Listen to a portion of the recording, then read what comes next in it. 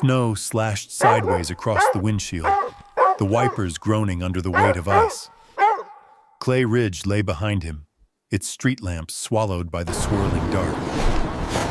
Out here on the old logging road, there was only the hum of the engine and the low howl of the wind.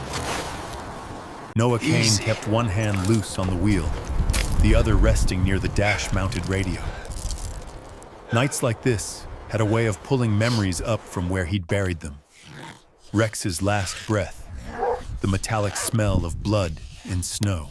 It's all right, boy, I'll get you out of this. Focusing on the road ahead. A flicker of movement caught in the corner of his eye.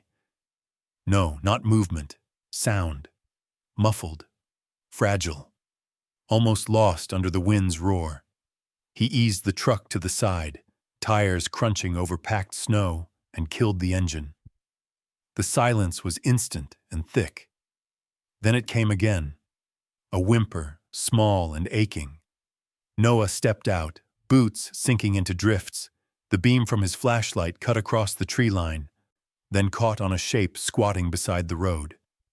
A rusted pickup, half buried under wind-blown snow.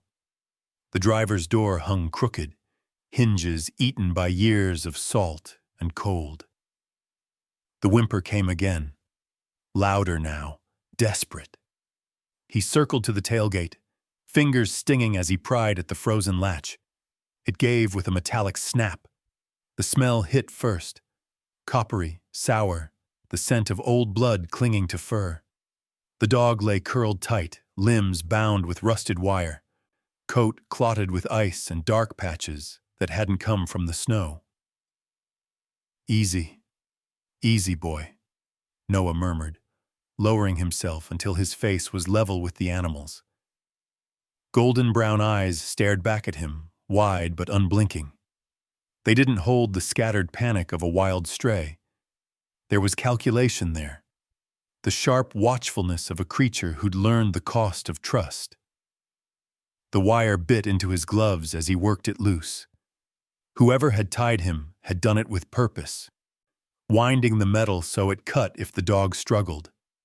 The animal's sides rose and fell fast, but he didn't snap or growl, just watched, muscles taut under his matted coat. When the last loop came free, Noah saw it.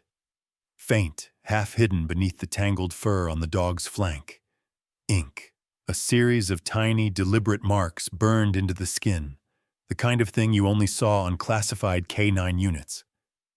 His stomach turned cold. "Where the hell did you come from?" he whispered. No collar, no tags, no chip when he scanned him back at the patrol truck. But the scars, thin lines crossing the ribs, a missing lower canine, spoke of more than neglect. And those tattoos, those didn't happen by accident. The dog's gaze never left him as he lifted him into the cab, wrapping an old blanket from behind the seat. He was lighter than he looked, all sinew and bone under the fur. As Noah slid behind the wheel, the dog shifted just enough for his head to rest against Noah's thigh. Not trust, just something close. Snow hammered the windshield as they turned back toward town, but Noah's mind was already elsewhere, turning over the same truth in slow, heavy circles. This was no ordinary stray. Someone had gone to a lot of trouble to silence him. And whoever that someone was, they might not be finished yet. The Winter Lights Festival had a way of making Clay Ridge look like something out of a postcard. Strings of golden bulbs stretched over Main Street in soft arcs, casting warm halos on the snow-packed pavement.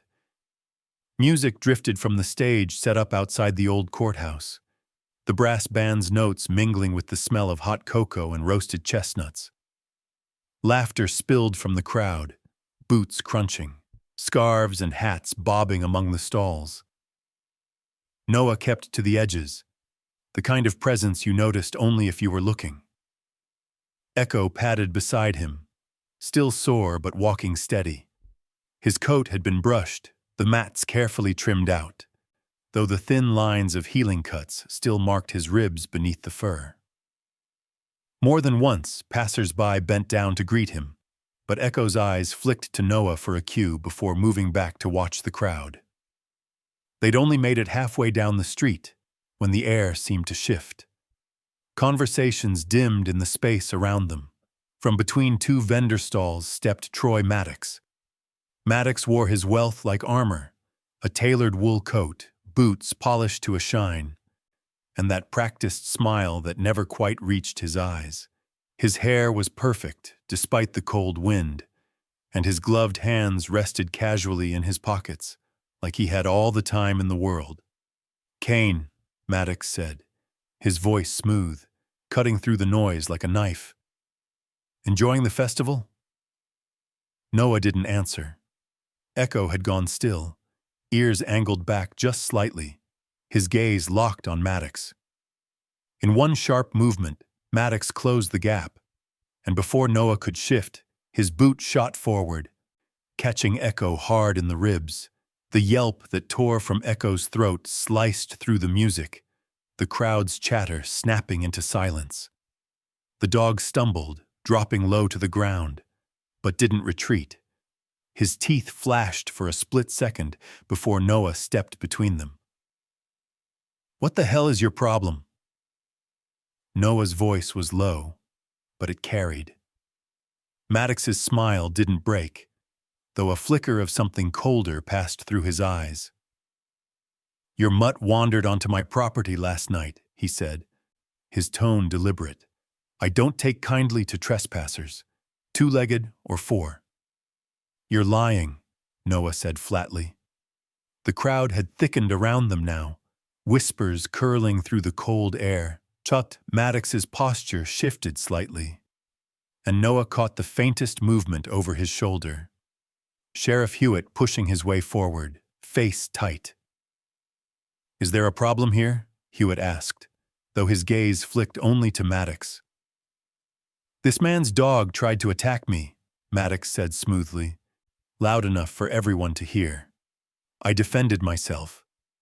It was such a clean, practiced delivery that for a moment the silence held.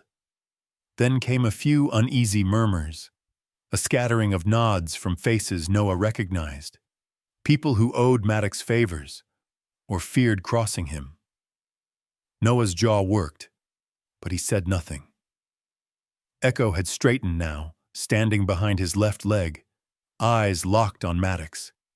His breathing was quick, but his stance was steady. Hewitt clapped Maddox on the shoulder, then looked at Noah with the kind of pitying smile that was worse than a warning. "Let's not make this into something it's not, Kane," he said. "Accidents happen. Enjoy the festival." The crowd began to drift away, drawn back to the glow of the stalls and the music. But Noah stayed still for a long moment. Maddox lingered just long enough to lean in slightly, his voice for Noah alone. "Keep him away from my property, Kane," Maddox murmured, his breath warm in the cold air. "Or next time, I won't stop at a kick." Then he was gone, his coat brushing the snow as he moved back into the current of festival goers. Noah glanced down. Echo was watching him, the dog's gaze steady, unblinking. There was no fear there, only the same unspoken recognition Noah had seen that night on the logging road. They both understood what had just happened. It wasn't about trespassing. It was a warning. And in Clay Ridge, warnings like that were never given twice. The storm outside had eased to a fine dusting, snow settling over Clay Ridge in a thin, unbroken sheet. Inside Noah's cabin, the world felt carved away from everything beyond the walls. The wood stove crackled, casting a shifting amber glow that softened the room's sharp edges. Shadows moved over the stacked books, the worn leather armchair, the rifle rack in the corner. Echo lay stretched on the rug near the fire, his head resting on his paws, eyes half closed but never entirely shut. Every now and then, his ears twitched, catching sounds only he could hear, the pop of the wood in the stove, the faint whistle of wind through the eaves. Noah crouched beside him with the medkit, his hands moving with the same precision he'd used in the Marines. The bruising along Echo's ribs from Maddox's kick had deepened overnight, the discoloration a dark violet beneath the fur. He worked slowly, feeling the dog's breath hitch each time his fingers pressed too close to the bone. "You're tougher than you look," Noah murmured. Echo didn't flinch at the words, only at certain sounds. The metallic click of the medkit latch made him stiffen. The heavy thud of boots on the cabin's hardwood floor pulled his ears back tight. Noah noticed. He noticed everything. The dog's reactions weren't random. They were scars of memory. Somewhere in Echo's past, those sounds had meant pain was coming. When the last strip of gauze was secured, Echo shifted just enough to let his head rest against Noah's knee. Not a demand for affection, just quiet acknowledgement. Noah stayed still, letting the weight of that simple act settle between them. For a long while, the only sound was the stove's low hum. The room's warmth worked its way into Noah's bones, the fatigue of the day pressing heavier. He might have let the quiet carry them into the night, if not for the knock at the door. 3 sharp raps. Echo was up instantly, his body taut, a low rumble starting in his chest. Noah stood, crossing to the door, one hand instinctively brushing the butt of the pistol at his hip. He opened it to find Marie Halden standing there, bundled in a coat 2 sizes too big for her, hair dusted with snow. "Noah Kane," she said, without preamble. "Still answering doors like you expect trouble." Her voice tugged at a thread from years back. High school debates, late nights at the diner when Clay Ridge was too small to hold their restlessness. She'd left town for the city, chasing bylines and bigger stories. Seeing her now was like opening a book mid-chapter. "Marie." He stepped aside just enough for her to enter. "You're a long way from Denver." She brushed past, stamping snow from her boots, her eyes flicking to Echo. "So it's true," she said. "You've got him." Noah's brows drew together. "You know this dog?" Marie dropped her bag onto the table, the leather scuffed and worn. "I've been following Maddox's trail for years, Kane. Money laundering, smuggling, half of it through his construction fronts. But this," she nodded toward Echo, "this is bigger." Echo had moved closer to Noah, watching Marie with measured caution. She met his gaze for a moment, then looked back at Noah. "I've seen him before," she said. "Not here, overseas, in photos from a classified operation the Army called Dust Light." Noah felt the air in the room shift. "I don't suppose you want to tell me how he ended up tied up in a truck outside town," she went on, her tone sharper now. Noah didn't answer right away. He could feel Echo at his side, solid and still, as if waiting for his decision. Marie's presence was no accident. She didn't come to Clay Ridge without knowing exactly what she was walking into. Finally, Noah said, "What do you want, Marie?" Her eyes narrowed just slightly. "The truth. And if you're smart, you'll want it too. Because Maddox isn't going to stop at kicking your dog in the street. He's got bigger reasons to make sure both of you disappear." The logs in the stove shifted with a deep crack, sending a burst of sparks up the flue. Echo didn't flinch this time. Noah didn't say yes, but he didn't tell her to leave either. And that, he knew, was enough to change everything. The bell above the diner door gave that same tired jingle it had given since high school, and a curl of heat rolled over them. Coffee, bacon, the sweet edge of pie syrup clinging to the morning air. The windows sweated from the contrast, fogged in milky ovals where snow pressed against the glass. It was late, almost closing, but the booths still held a scatter of folks riding out the cold.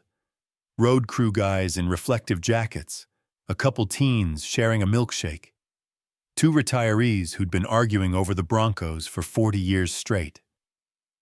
Noah chose a back booth that faced both the door and the kitchen pass. Habit. Echo settled under the table with a quiet thump, body tucked tight, chin on his paws, those amber eyes tracking the room in slow, precise sweeps. Every clatter of plates made one ear flick. Every heavy footstep in the aisle traveled through his shoulders. He looked like rest, but he was inventorying exits. Darla, the waitress who'd once taped Noah's prom corsage because the pin broke, set down 3 mugs without asking. "Decaf this late," she said, topping each with a steady pour.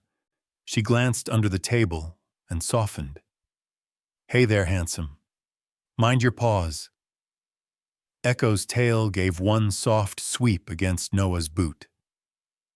Marie didn't touch her mug yet. She slid the battered leather folio from her satchel, worked the strap with quick, cold, reddened fingers, and drew out a manila envelope. The paper had the feel of something that had been carried too far, too long. She angled it so the overhead light hit cleanly and pushed a photograph across the laminate. Desert sun, washed to the color of bone. A forward operating base thrown up with T-walls and chain link. Heat mirage boiling above the gravel. In the center stood a German shepherd, younger and fuller across the shoulders, coat sleek. Same eyes, same deliberate focus. He was poised beside a handler in desert fatigues, a hand resting, not possessive, not casual, just there, a ready point of contact. Noah swallowed. The room receded a notch, sound narrowing to spoon clinks and the low sizzle from the flat top. He traced the shape of the dog in the photo without touching it. Echo shifted beneath the table, like he could feel the gravity of the gaze above him. "That's him," Marie said quietly. "Taken 2 years ago. Eastern Frontier. Location redacted in the file. The handler was listed as Staff Sergeant Lucas Hale." "Hale?" Noah's tongue felt thick. "He looks steady," Marie finished. She tapped the far corner, where a faint mark lived in the grain of the photo paper. "See this? The unit stamp was scrubbed, but whoever did the redaction missed the shadow of the original emboss. I've matched it on 3 separate images. Operation Dust Light." Noah sat back. The words found the old hollow in his chest, the one carved the day Rex didn't come home. He could smell that day as if the diner air had thinned. Sand, cordite, the sterile sting of a field kit. He kept his eyes on the photo. "You sure?" Marie's mouth tipped. Half affirmation, half warning. "Enough to publish if I wanted to burn bridges, but I'm not here to light the town on fire for clicks." She drew a breath, like stepping into cold water. Hale died on the last dust light run. The official AAR says ambush, but the angles are wrong. Sensor logs glitch at the exact window, and the exfil bird filed a fuel anomaly that doesn't add up. Darla slid by with a slice of apple pie, a mercy offering that had its own gravity. "On the house," she murmured, reading Marie's face with the kind of small-town fluency that bypasses words. She topped off the mugs and floated away, leaving cinnamon steam in her wake. Noah stared at the coffee he didn't taste. "That same day," he said, and the booth seemed to tilt, pulling the past forward.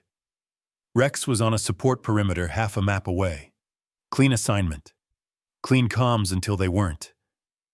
He flexed the knuckles of his right hand, old nerve spark running down the forearm. "We called it bad luck." Marie said nothing for a beat. It wasn't. A truck engine idled outside, too long for a pickup, too smooth for a plow. Echo's head came up, ears forward, eyes cutting to the doorway. Through the fogged glass, a shape hung, the suggestion of someone not coming in, just watching the reflection of inside. The idling faded a second later. Noah's shoulders eased a fraction, but the new thread had been pulled. Someone knew they were here. Dustlight, Marie went on, as if naming it kept her warm. On paper, it was interdiction, routes, waypoints, denial. In practice, it was a private runway for people who paid to move things the wrong way. Construction equipment manifests tied to Maddox's companies served as cover. The routes overlap. Afghan freight forwarders then, mountain supply yards now. Same ledger tricks. Different snow. You're connecting a lot of dots, Noah said. I spent 2 years drawing the map. Marie took a careful sip, grimaced at the decaf, and pushed on. Hale filed 2 complaints about unexplained crates moving with their convoys. He requested a K9 scan on a shipment against orders. That request vanished. He did it anyway. She nodded under the table. With him. Echo's paw pressed against Noah's boot, a tiny anchoring weight. Marie leaned in, voice dropping. The day Rex died. Noah, I've got a time-stamped satellite shot that shows Maddox's chartered jet landing 3 hours later at a strip that wasn't supposed to be active. The same tail number has been in and out of Denver's private terminal 6 times this winter. He didn't just kick your dog because he's cruel. He kicked your dog because Echo is a witness. Noah's jaw worked. He could feel how the pieces wanted to click, the way a scope sight wants to settle when the breath is right. He didn't want it. He wanted coincidence. He wanted the world to be stubbornly random. But Echo shifted again, and the truth settled with him. From a booth 2 down, a contractor in a bright vest glanced up 1 too many times. He wasn't listening, yet, but the air had the tension of a guitar string drawn tight. The teens at the counter laughed too loud at something on a phone, the sound tiptoeing over the hush. Noah reached for the photograph and turned it over. On the back, a thin penciled number lived in the corner, almost an afterthought. What's this? A field camera index, Marie said. It matches a burst taken 5 minutes after that frame. The rest are missing from the archive I pulled. I tracked 1 duplicate in a private cloud belonging to a security contractor Maddox uses stateside. Encrypted, but I'm close. She met his eyes. Close enough to get myself locked out of 2 banking apps and a flight watch list this morning. You should have called, he muttered. You would have said no. He didn't argue. The front door opened with a gust, scattering snowflakes like confetti across the entry mat. Sheriff Hewitt's deputy, Dylan Cates, all earnest cheeks and new boots, stepped in, stomped, clocked the room. His gaze snagged on Noah, dipped, flicked to the shadow under the table where Echo lay. He lifted a hand in a stiff half-wave and moved on to the counter. Not a problem. Yet. Marie slid a second sheet across. Printout, low-res, a digital capture of an after-action memo with entire paragraphs blacked out. The unredacted bones read like an apology drafted by a lawyer. At the bottom, a time and date cut clean through the ink. The hour Noah had memorized for another reason entirely. He heard himself say it before he planned to. Rex died at 14:07 local. The words felt like gravel. Hale goes off comms at 14:09. Marie nodded, eyes steady. 2 minutes is a long time if someone needs to make sure loose ends stay loose. Silence held. Darla poured the deputies cocoa. The retirees pivoted to the merits of a zone blitz. The snow outside thickened, the world narrowing to the small field of warmth their booth created. The little circle where 3 people and 1 dog were changing the way the next week of a small mountain town would go. Finally, Noah touched the photograph again. 1 finger on the place where the handler's hand hovered above the dog's shoulder.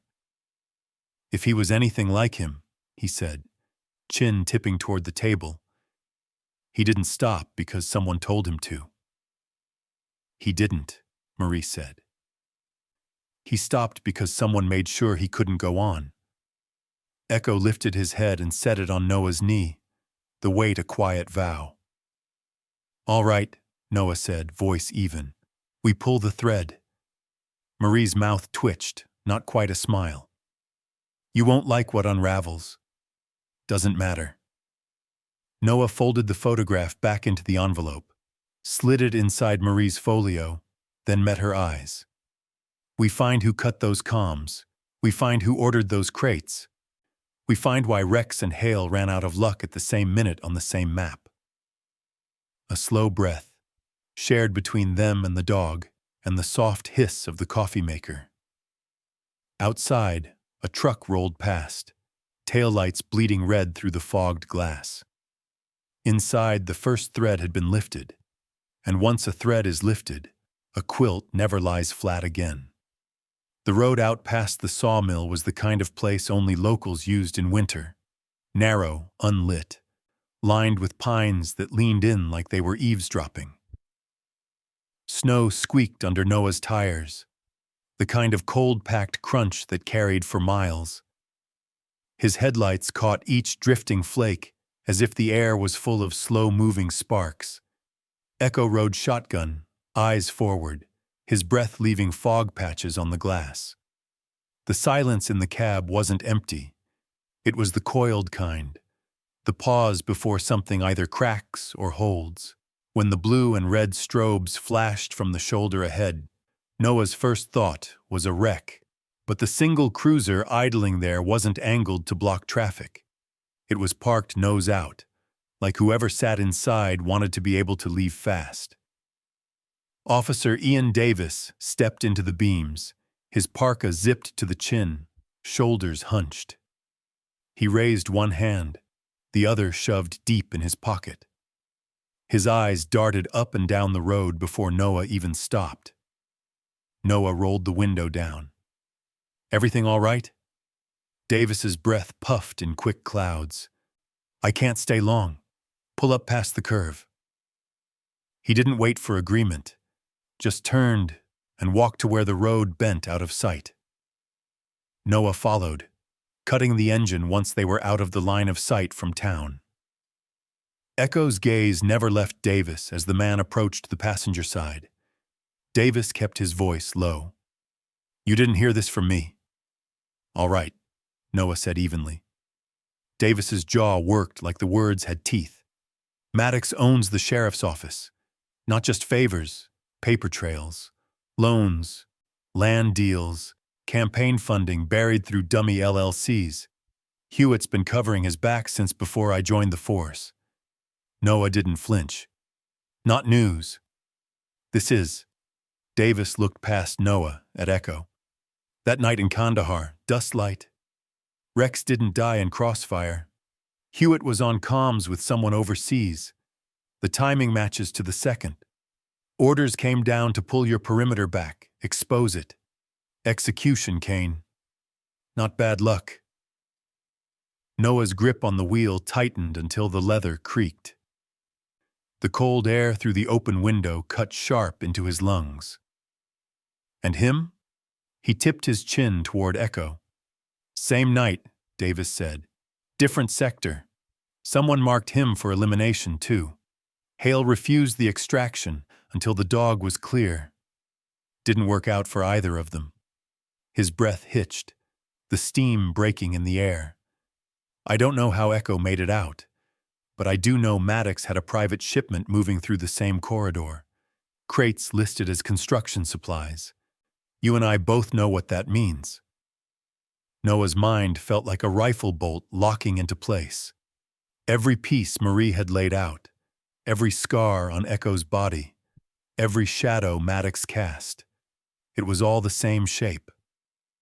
Davis glanced over his shoulder again. You're already on his list. Marie, too. He's not going to stick to festival theatrics next time. What are you saying? Noah asked. I've got a place out past Granite Hollow. Old hunting cabin my uncle left me. No one knows about it.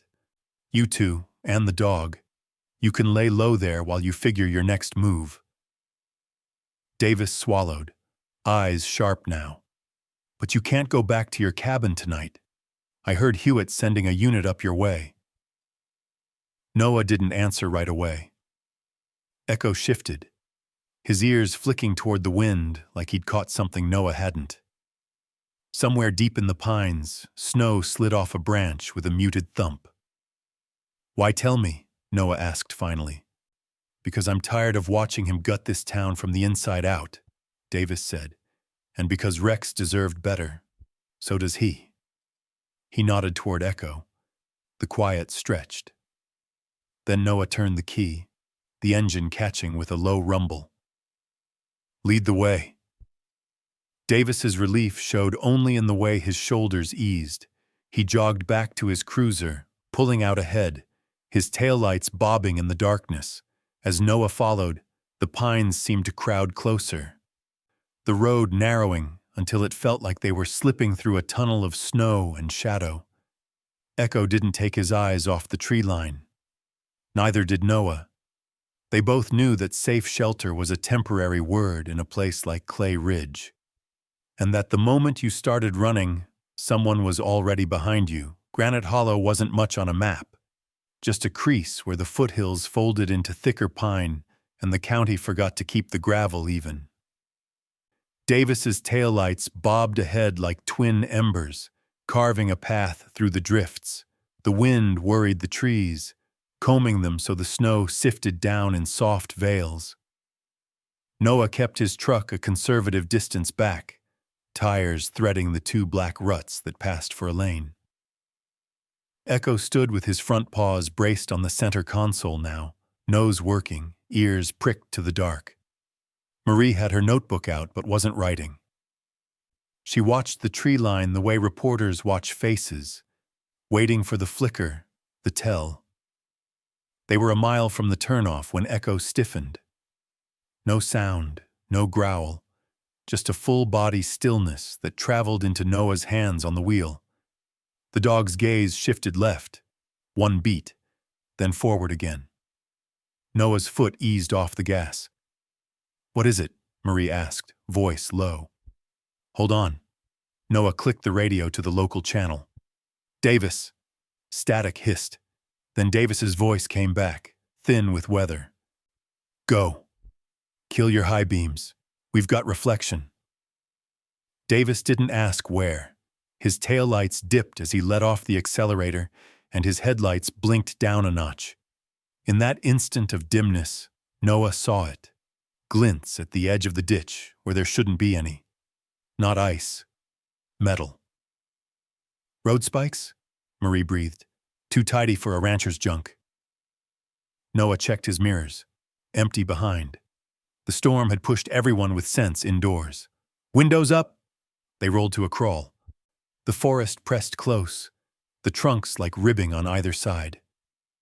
Echo's weight shifted, forward, then angled slightly toward the passenger window. Wind brought a new scent under the cold. Breath, wool, oil, people. Davis tapped his brake twice. Saw it too. He inched past the first glitter, hugging the crown of the road, while Noah mirrored the line, steering so gentle the truck felt like a thought. They cleared the first scatter, then the second. For a heartbeat, Noah thought they might thread the needle. Shadows stepped out of the pine. Not many. Enough. Hoods up, faces blurred by the blown snow, movement careful and quick. One shape slid to the shoulder near Davis's bumper. Another cut toward Noah's front quarter panel, something in his hand that caught and lost the light as he moved. Pipes. Maybe blades. Maybe nothing at all, if you asked later. "Stay with me," Noah said, almost to Echo, almost to himself. The figure by Davis's car reached for the driver handle. Davis jerked forward a foot. Not panic, just refusal, and the man flinched back. Another shape came into Noah's lane, palm up like he was directing traffic. Noah eased to a stop 6 feet short and set the truck in park, hands visible on the wheel. He didn't reach for the sidearm at his hip. He didn't need to. The distance here wasn't going to be closed by a piece of metal. The man with the palm up leaned in, eyes level with the glass. "Evening," he said, words muffled by a scarf. "Roads closed." "By who?" Noah said. "By folks who care about keeping things quiet." Echo didn't bark. He held eye contact with the man through the glass, head slightly lowered, body adjusting to the smallest shifts outside. The man's gaze flicked, just once, to the dog. And that was the moment Noah saw it. Not bravado, not hunger, nerves, whatever had brought these people to this stretch of road. They weren't true believers, not all of them. "Step out," the man said. Noah shook his head once. "We're headed to a cabin with a deputy sheriff. He's in the car ahead of us. We're not changing plans on a stranger's say-so." "Deputy or not," the man started, then cut off as Echo lifted, placing both front paws against the window glass without touching it, like a drawn line. The sound that followed wasn't a growl. It was deeper and steadier, a tone trained to travel through bone more than air. It said, "I see you." It said not one step closer. It said, "There are other choices." The man took that half step back that men take when they respect their own luck. Another shadow to Noah's left moved too fast and too close. Metal tapped the fender with a sleepy, hollow ring. Marie flinched. Echo's head snapped, tracking, then returned to the first man as if to anchor him to the choice he'd just made. "Listen," Noah said, voice even. "No one here wants trouble. You want us turned around, say it plain. We'll back out slow. You keep your folks out of the lane. Nobody gets hurt." From ahead, Davis's window rolled down an inch. "Boys," he called, calm as a park ranger. "County'd be grateful if you let a marked unit pass. Paperwork's a headache in this weather." The men looked at each other, the way people do when the script doesn't quite match the scene. One to the right, younger by the slope of his shoulders, said, softer than he meant to, "We just need the road clear for 20 minutes. A timer." So that was the shape. Not personal, logistics. A truck that needed to roll where trucks weren't supposed to. 20, Noah repeated. He glanced at the glow of his dash clock, then back. "We can give you 5 to move whatever you've got to move off this lane. After that, we call in a plow and a roadblock. And a lot of people in reflective vests show up asking about permits. 5's generous." "5's not enough," the scarfed man said, but his voice didn't have the steel it needed. "It is tonight," Noah said, "because you don't want sirens here, and because this dog will remember every voice he hears." He let that sit without heat. "You know what that means." The younger one swallowed. The scarfed one looked past Noah, to Davis's car, then to Marie, whose pencil had somehow found its way to her hand, the tip hovering over the paper with absolutely nothing written. He saw what he needed to see in her face. Not fear, not threat. Record. Echo held the note, steady as a tuning fork. 5, the scarfed man said finally, stepping back 2 paces and lifting his hand to the trees. A whistle, small and bird-like, cut the wind. 2 other shapes peeled away from the lane. The one with the pipe tapped Noah's bumper again on reflex. The scarfed man shot him a look that translated easily through layers and weather. Not tonight. Davis put his car in reverse, tires whispering as he gave himself room to swing around if he had to. Noah did the same, easing back a yard to increase the space between the fenders and the shadows. "Window," the scarfed man said, indicating Noah's glass. Noah cracked it 2 inches. Cold air knifed in, sharp with sap and engine and breath. "Tell Kane," the man said, and Noah didn't show anything on his face, "to keep his dog away from Maddox's property. Tell your reporter friend to write about the tree lighting and leave grown-up things alone." The use of his name landed like a pebble in a still pond. Echo shifted again, reading the ripple. Marie's pencil lowered to the page. One word. Just a time. 4 minutes, Noah said. We're counting down. They waited. The forest moved in soft ways, branches reshedding their load, wind toggling between directions. The faint scrape of snowshoes or boots somewhere just off the road, as people did the quick work of getting out from under their own bad idea. Echo's breathing stayed measured. The note in his chest eased. At the 3rd minute, a low diesel rumble approached from deeper in the trees, then pivoted away, as if whatever had wanted the lane had found an alternate cut. At the 4th, the scarfed man lifted his hand again, and the shadows that had been holding the world small drew back into the lines of pine and snowfall. Davis pulled forward first, slow, his window still cracked. Noah followed, keeping his tires on the high crown, eyes tracing the edges for any last-minute shine.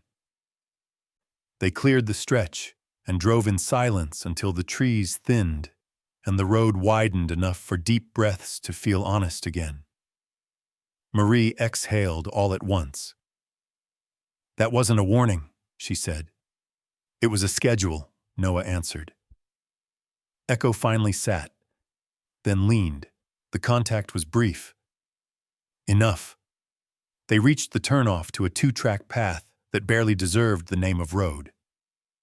Davis took it, leading them up a low ridge to a squat shape tucked under pines, a cabin, dark-windowed and sound. Snow shouldered up against the north wall.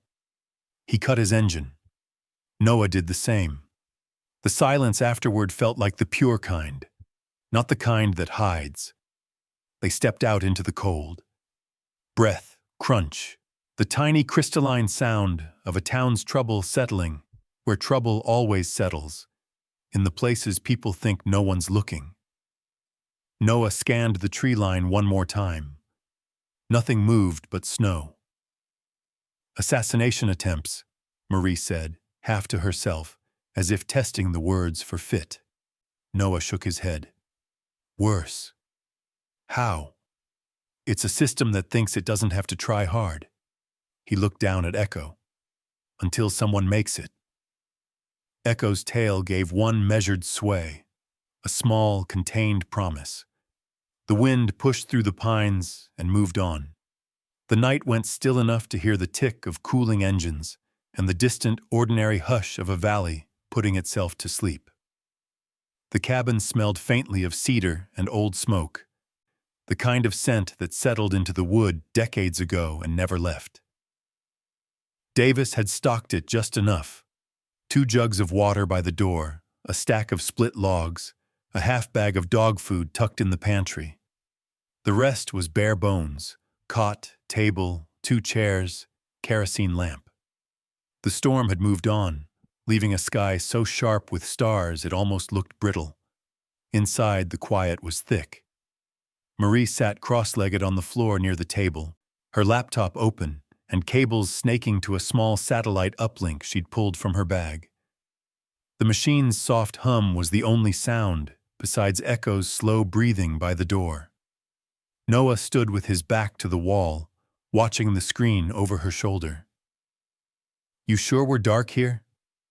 Signals piggybacking off a surveyor's relay 3 ridges over, Marie said without looking up. No ISP logs, no easy trace.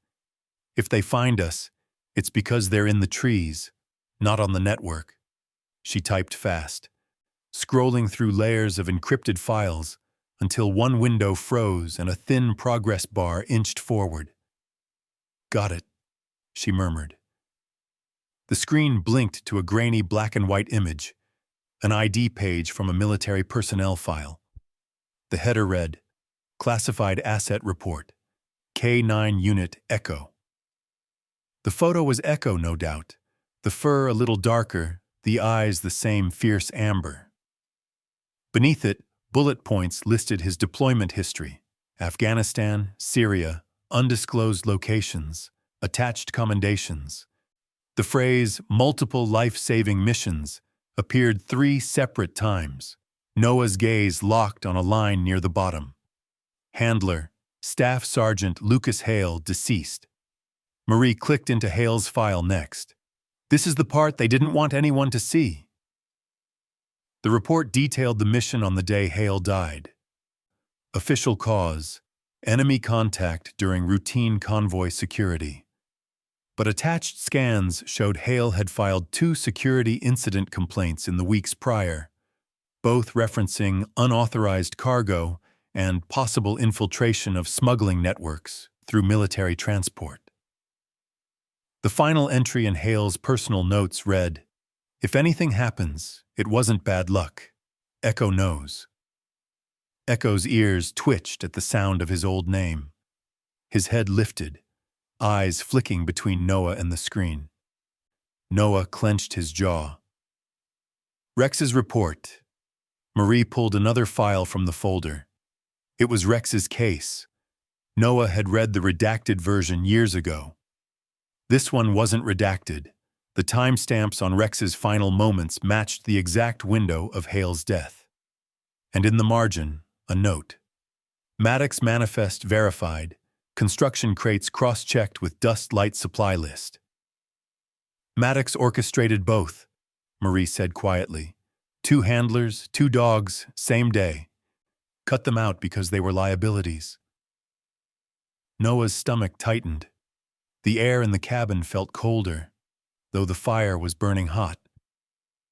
You're saying he ordered an operation to eliminate U.S. military assets on foreign soil because they got in the way of his smuggling pipeline. That pipeline's still running, Marie said. Only now it's inside Colorado. He moved from war zones to mountain passes, easier to hide in plain sight. Davis, who'd been leaning in the doorway listening, swore under his breath. If this is true, the sheriff's office isn't just dirty, it's complicit in federal crimes. Noah's mind turned back to the ambush on the road, to the men with their half-baked block and the diesel rumble retreating into the pines. It hadn't been random. It had been infrastructure. Marie closed the laptop halfway, keeping the screen's glow low. We've got enough to blow this open, but if we release it now, Maddox will have room to spin it. We need him caught with something current, not just ghosts from overseas. And to do that, Noah said, we've got to be standing close enough to watch him fall. The cabin went still again, save for the pop of resin in the logs. Echo rose and crossed to Noah, pressing his head into his leg. It wasn't comfort. It was readiness. Noah rested a hand on his neck. You ready to go back into the dark, Scout? Echo's tail moved once, deliberate. Marie looked between them. If we do this, we do it fast. Before Hewitt catches wind, we're still in county. Before Maddox moves whatever he's moving. Davis straightened from the doorframe. Then I'd suggest you get some rest. Tomorrow we go hunting. The lamp guttered as the wick burned low, throwing long shadows against the cabin walls. Noah didn't move for a while, his palm still against Echo's fur, his eyes fixed on the fire. The path forward was clear now, and it wasn't one he could turn from. Out in the dark, the wind moved through the pines, carrying the faint, far-off hum of an engine where there shouldn't have been one. Someone was still working. Someone was still moving pieces, and by tomorrow night, Noah intended to know exactly who. Clay Ridge's town hall hadn't felt this full in years. Coats steamed along the back wall, knit caps disappeared into a sea of shoulders, and the murmur of neighbors braided into one long, restless chord. The Winter Lights banner still hung from the rafters, all twinkle and goodwill, but the mood underneath it had changed. People had shown up with a purpose. Noah stood near the side aisle, Echo tucked against his left leg, calm and alert. The shepherd's head was up, ears tilting to track the room's 1,000 small sounds. Whispers, chair legs, the squeak of the old mic cable as it was plugged in on stage. Marie was at the dais with a laptop and a portable speaker, sleeves pushed to her elbows, a stack of printouts at her feet clipped into neat, merciless packets. Officer Ian Davis lingered by the exit doors, posture relaxed, eyes on the periphery. Sheriff Hewitt strode in last like he owned the place, hat under his arm, smile set to community. Troy Maddox followed 2 steps back, coat immaculate, a lawyer-looking man in a navy suit at his shoulder. They took seats at the front like invited guests at a wedding. Mayor Helen Boyd rapped the gavel twice. "We'll come to order," she said, voice steady but thinner than usual. "We called this emergency session to address allegations raised regarding Mr. Troy Maddox, Sheriff Alan Hewitt, and recent events impacting public safety." A ripple of sound swelled, then broke. Marie leaned to the mic. "Thank you, Madam Mayor." She scanned the room. Faces she knew since childhood. Faces that had hired her to watch their kids. Faces that had borrowed sugar. "I'm not here with rumors. I'm here with records." She clicked the laptop. The projector screen behind her lit with a simple title slide. Operation Dust Light, a local thread. The hush deepened. 2 years ago, Marie began, a decorated K-9 named Echo, then registered as Echo, was deployed overseas with Staff Sergeant Lucas Hale. On the same day Hale was killed, Officer Noah Kane's partner, K-9 Rex, died on a separate assignment. Both losses were written off as bad luck in bad places. She met Noah's eyes for a beat, then went on. They weren't. Maddox's lawyer rose half an inch. "Point of order." "Sit down, Bill," someone from the back called. Laughter prickled, nervous and grateful. Marie didn't smile. "What I'm about to play has been authenticated by an independent lab and shared with state authorities. I won't summarize it. You need to hear it." She tapped the space bar. The speaker gave a small pop. Then a voice came through, shockingly ordinary in its cadence. "Handle it clean," the man said. "I don't want that dog circling back. Put him down. The handler's already a problem." The room inhaled as one. The timbre was familiar. Not because it was famous, because it had presided over ribbon cuttings and charity dinners and construction bids for a decade. Marie let the first clip end and started the second. A different day. The same measured calm. "Rex knew too much," the voice said. "He was trained to find what we didn't want found. Make it look like he ran himself into it." The room went very still. Even the building seemed to lean closer. Maddox's smile didn't crack so much as fade around the edges. His lawyer shot to his feet, voice climbing. "This is slander, fabricated audio. Its chain of custody is intact," Marie said over him, not raising her voice. She clicked to the next slide. A timeline matching private jet tail numbers to dates and times, then to shipments billed through Maddox Construction. The routing overlaps with an operation called Dust Light. Our sheriff's office signed off on expedited permits that dovetailed with those arrivals. A second slide stacked next to it. Financial disclosures, loan documents, a series of LLCs like paper dolls holding hands. Hewitt's jaw moved once, muscle working above the collar. He stood, one palm up to the mayor. "This is a circus. We will not—" The next audio cut him off. It wasn't Maddox this time. It was softer, sicker. A man trying to sound like a bureaucrat and succeeding too well. "Make sure Kane doesn't get close to those crates," the voice said. "We don't need a hero. I'll handle the paperwork." A murmur started and didn't stop. People weren't looking at the screen anymore. They were looking at Sheriff Hewitt. Noah felt Echo press a fraction closer to his leg. Steadying, a small, living weight. Across the aisle, Darla from the diner had one hand over her mouth, eyes wide and wet. The retirees who argued football kissed their teeth and shook their heads. Even the teens went still. Maddox's lawyer tried to find purchase. Out of context. Play the rest, someone called. Play all of it. Marie did.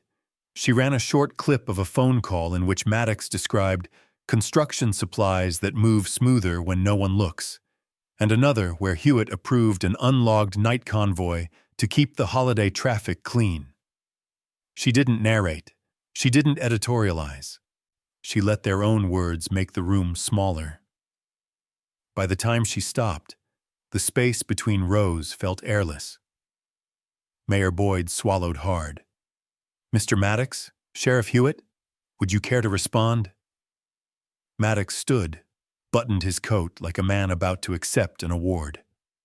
"Neighbors," he said, spreading his hands. "You know me. You've seen what I've built here. Anybody can string sounds together and call it truth. I am the victim of a smear campaign by a reporter who wants a headline and an officer who can't let go of the past." He put just enough warmth in Noah's title to make it sound like pity. Hewitt took a half-step forward. "We all grieved Rex," he said. "I grieved him. But to drag this town through an internet trial," a chair scraped. Officer Davis walked toward the center aisle, palms open, easy. "Sheriff," he said, "you want to tell folks why you called me off a welfare check last month so a lowboy could roll through County Road 7 without a permit?" He turned so the room could see his face. "Or why you told me to make sure I never visited Kane's cabin without you there?" Hewitt's eyes went cold. "Careful, son." "Already have been," Davis said. For a heartbeat, it was anyone's guess which way the room would tilt. Then the south doors opened, and 3 people in plain parkas slipped in. They looked like teachers or social workers, or the kind of strangers who get lost at the library, until the first one flashed a wallet badge at the mayor and the nearest row. State Bureau of Investigation, the lead agent, early 40s, no nonsense, hair pulled back. Moved like she'd walked into this room a dozen times in dreams. She joined Marie at the dais and turned to face the crowd. "Agent Rhea Patel, Colorado SBI, she said, just loud enough.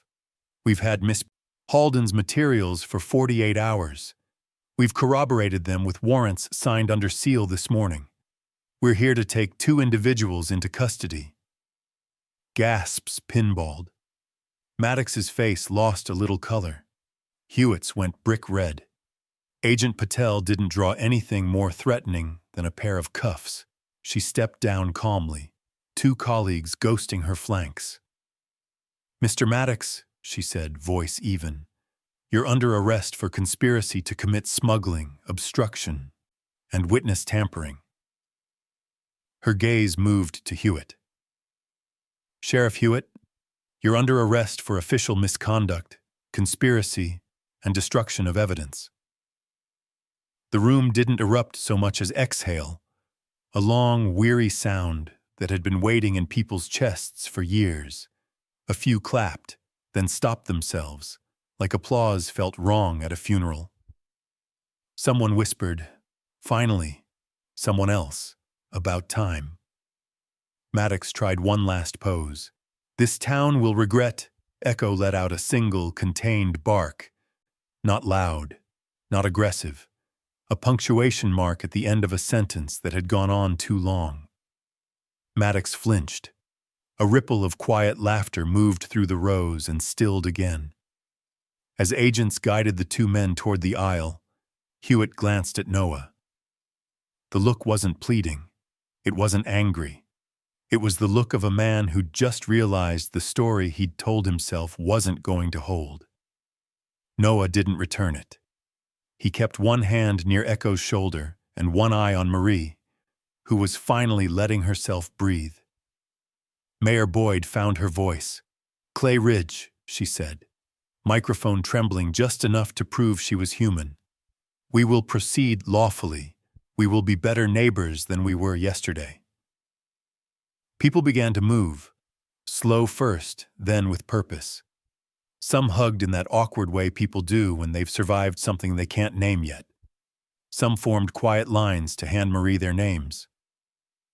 If you need statements, I can talk about the trucks. I kept notes. Marie closed her laptop and looked at Noah. For a rare second, she didn't have words.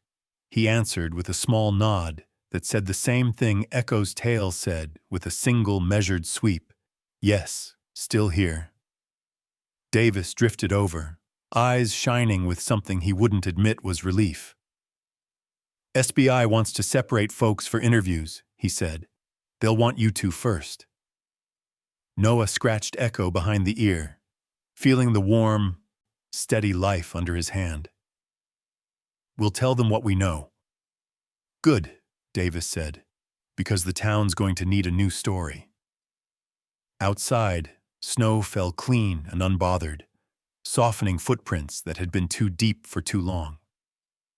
Inside, the reckoning wasn't loud or cinematic. It was public. It was enough. And as the agents walked Maddox and Hewitt out under a banner meant for holiday cheer, Clay Ridge did something small towns are often told they can't do. It changed the ending while there was still time. The memorial by the frozen river was always quiet this time of year. The ice lay in a solid sheet, snow-dusted and unbroken, reflecting the pale light like frosted glass. The wind off the water was gentler than in town, carrying only the faint sound of boots crunching along the path. Noah walked slow, one gloved hand holding a wreath of cedar boughs and pine cones bound in red ribbon. Echo padded beside him, paws silent on the snow, his breath curling in small, steady clouds. Behind them came Marie and Davis, their voices low, almost swallowed by the open air. At the memorial's edge, a semicircle of townsfolk had already gathered. Darla from the diner, the road crew guys in their reflective jackets, the retirees who used to argue football, now standing shoulder to shoulder without a word. Some carried candles, their flames trembling but unyielding against the cold. Others brought small tokens, dog tags, folded notes, a child's drawing of a German shepherd with a crooked smile. The stone marker stood waist-high, engraved with the names of local officers and K9S lost in the line of duty. Snow clung in the letters until the black paint beneath peeked through. Noah brushed a glove over one name in particular, Rex. The cold stone made his fingertips ache. He crouched and set the wreath at the base of the marker. We didn't forget, he said, barely above a whisper. Echo moved forward then, lowering his head to sniff the ribbon, his tail giving one slow, deliberate sway. Marie stepped up beside Noah and laid down a single white rose. For Hale, she murmured, and for everyone whose story got buried under someone else's lie. Davis cleared his throat, looking out over the river. We've got a long road ahead, cleaning up what Maddox and Hewitt left behind. But we start here, with the truth in daylight. Noah reached into his coat pocket and pulled out a small black leather case. Inside was a gleaming silver badge, smaller than a standard deputy's, its face stamped with the Clay Ridge K9 unit insignia. He crouched again, clipping it gently to Echo's harness. The shepherd didn't move, only flicked his ears once at the soft click of the clasp. Honorary K9, Noah said quietly, for service rendered without fear or favor. A murmur of approval passed through the group. Darla wiped at her eyes and gave a small, proud nod. For a moment, there was only the sound of the river ice creaking faintly under its own weight. Then the mayor stepped forward, holding a folded proclamation. By the authority vested in me, she began, we recognize Echo, formerly Echo, for acts of valor, loyalty, and service to this community. Her voice wavered on loyalty, and she took a breath to steady it. And we honor the memory of Rex, whose watch ended too soon. Noah didn't look at the crowd. He kept his gaze on the wreath, on the way the ribbon fluttered against the stone in the faint breeze. Echo stayed close, leaning the barest bit of weight into Noah's leg, as if sharing the moment. When the formal words ended, people stepped forward in small groups to place their offerings. A young boy in a puffy coat set down a well-worn tennis ball. "For the good dogs," he said to no one in particular. An older man left a brass shell casing, polished to a shine. Marie knelt to read the inscription etched along its side, just a date and a set of initials. As the candles multiplied, the frozen river began to mirror a constellation of tiny lights. The reflection shivered with each gust, but held. Davis moved closer to Noah. "Got word this morning," he said quietly. "SBI's charging Maddox with federal counts: smuggling, racketeering, obstruction. Hewitt's rolling on him to save his own skin. It's going to stick." Noah exhaled slowly. "Good. And you," Davis went on, "you're reinstated. Sheriff's office, full privileges, mayor signed off." Noah didn't answer right away. He looked down at Echo, who was watching the crowd as if cataloging each face. "It's not about the badge," Noah said finally. "No," Davis agreed, "but it's about having one more person in the room who won't sell us out." Marie stepped in, her breath puffing white. "And one more voice for people who can't speak." She glanced at Echo, then at Noah. "You two make a good team." The ceremony wound down as the sky deepened toward twilight. One by one, people drifted back toward town, their candles leaving a trail of dim, flickering light along the path.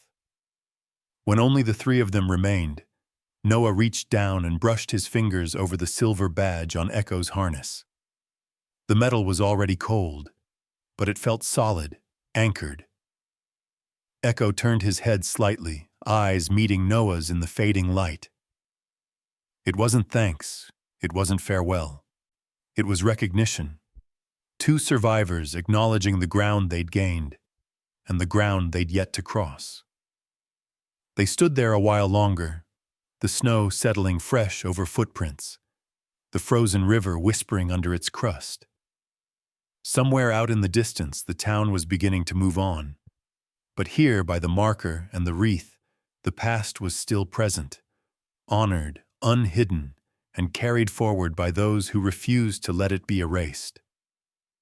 Dusk came on like it had all the time in the world. Clay Ridge exhaled after a week of headlines and hushed conversations. The kind of town-sized fatigue you can feel in the way porch lights blink on a little earlier, in the way doors click shut and stay that way. Snow sifted down without ambition.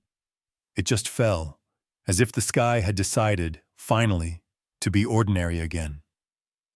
Noah, Echo, and Marie walked the long loop that skirts Main and threads behind the library toward the old rail spur. Their breath pulsed in brief clouds, 3 metronomes keeping time with steps on packed snow.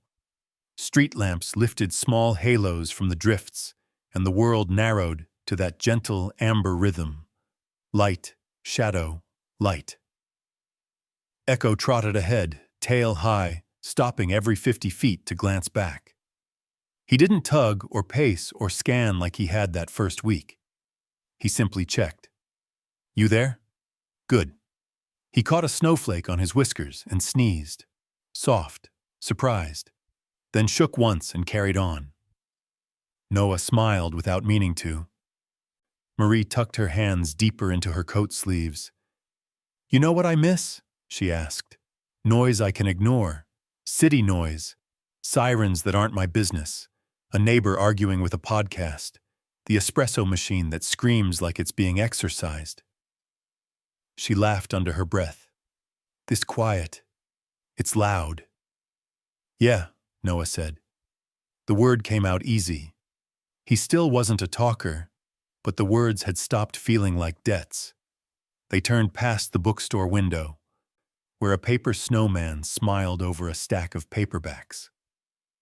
Miss Alvarez waved from inside, then pressed a palm to the glass as if to underline it. Stay. Echo's ears flicked at the squeak of the door hinge as she opened it a crack to toss out the end-of-day scent. Ink, dust, the citrus cleaner she liked because it smelled hopeful. People are going to want quotes tomorrow, Marie said. They'll want the version with clean edges. Are you prepared to tell it without leaving the hard parts softer than they were? Noah watched Echo nose adrift where kids had built a crooked fort. We got here because people softened the wrong parts, he said. So, no. Good. Marie's breath steadied. I'll write it straight. Clean doesn't mean easy. They crossed the small park where the town had strung the last of the winter lights.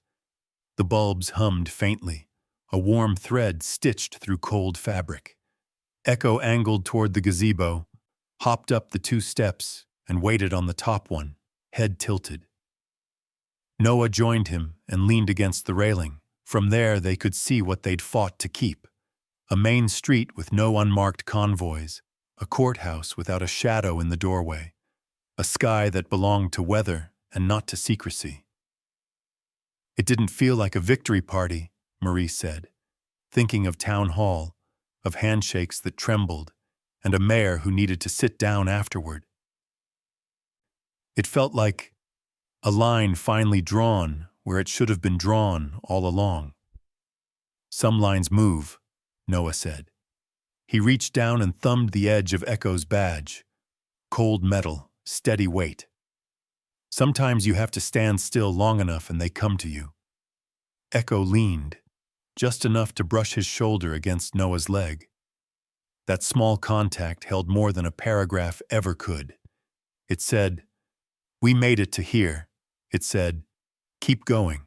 It said, "I know when you're quiet, you're not empty." A pair of middle schoolers in puffy coats skidded across the path, all elbows and laughter, then froze when they saw Echo. "Can we?" one asked, hands already half extended. "Ask him," Noah said. They crouched, palms open. Echo considered, then stepped forward and offered the polite, dignified greeting of a dog who has learned the worth of choosing when to trust. He accepted 2 slow scratches, then returned to Noah's side, duty satisfied. The boys said, "Thanks, officer," to both of them and bolted away, leaving joy in their wake like sparks that didn't burn. "Officer," Marie echoed, amused. "How's that sit?"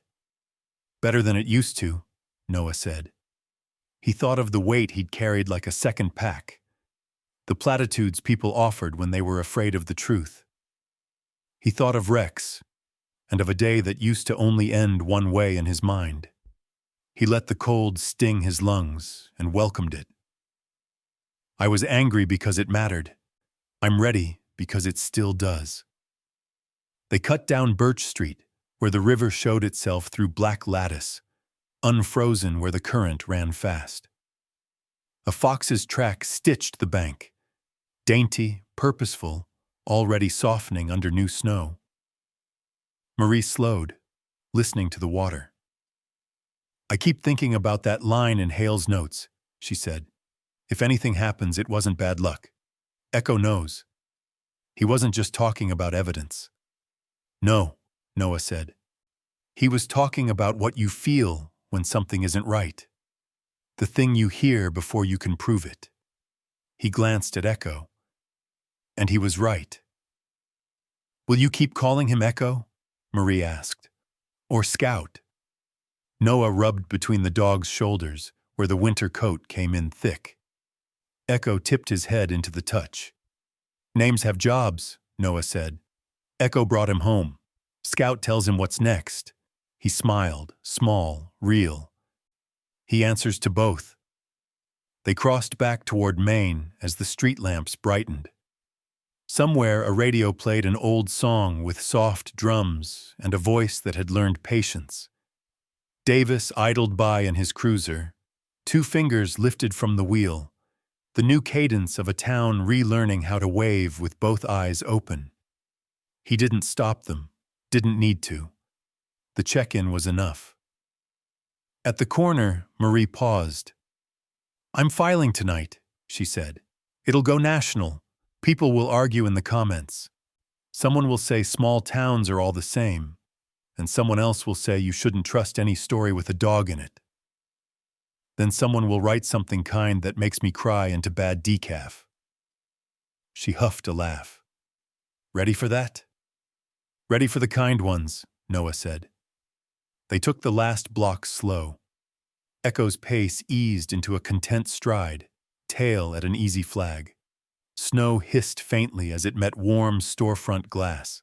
A bell chimed somewhere. A baby laughed in the soft, surprised way babies do when they discover their own breath. At the end of the street, Noah stopped and faced the camera mounted under the town's event banner.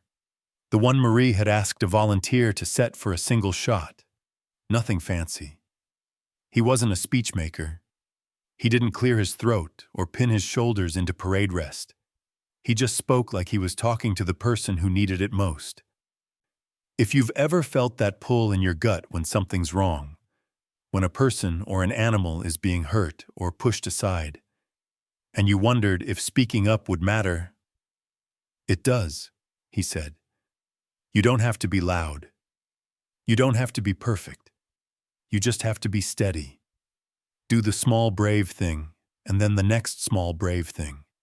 That's how a place like this changes. That's how a person does. He looked down at Echo, who looked back like, "Go on." "This town stood up," Noah said. "It wasn't easy. It won't be tidy. But it was right." Marie lifted a hand off camera. "Okay." Noah gave a half smile that felt like new muscle. He reached to the harness and tapped the little badge once, the quiet punctuation of a chapter closing where it should. They turned for home. Echo trotted ahead, paused, checked, and carried on, a silhouette stitched to Noah's by habit and something older than habit. The snow fell, the lights hummed. The night settled the way a blanket does when someone finally stops tossing and gives in to rest. And if you were listening as they walked out of frame, you might have heard a soft, dog-shaped exhale and a man answering it with one of his own, 2 breaths finding the same pace at last. If this story hit something true for you, if you've ever seen injustice and felt that tug to step closer, or if a dog, a friend, a neighbor helped you hold the line, share it. Leave your thoughts. Subscribe so you don't miss the next small, brave thing. Your voice and theirs help write better endings.